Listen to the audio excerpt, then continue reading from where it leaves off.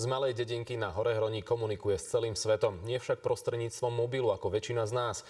On výdobytky modernej doby nepotrebuje.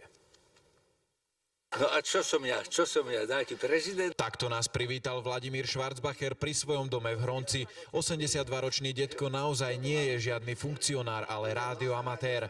Že neviete, čo to je? Žiadny strach.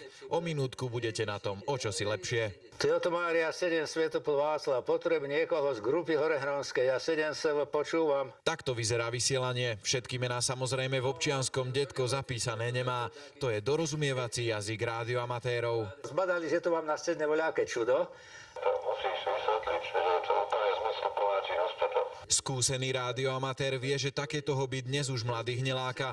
Pokus so svojím vnukom inak našim redaktorom Ľubom Schwarzbacherom vyšiel, ale len z časti. Detko ma vlastne učil morzovku, potom Ohmov zákon si pamätám. Možno sa o čosi viac nalepí na právnuka Huga. Či mu to prinesie úspech, už jen však ťažko povedať.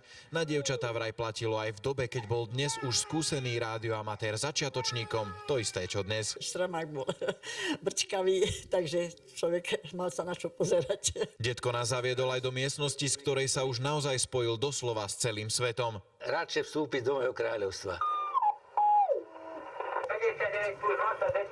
Dáko, dobre to ide sem na Stredoslovensko, lebo tu sú dobrí ľudia, vieš. Spomienky na podarené spojenia mu visia na stenách v podobe diplomov. Na tento z roku 1980 si pamätá takisto ako na mnoho ďalších veľmi dobre. Ja som behom olympiády, stále mám sluchátka a hľadal som ruské stanice, ktoré vysielajú z olympiády.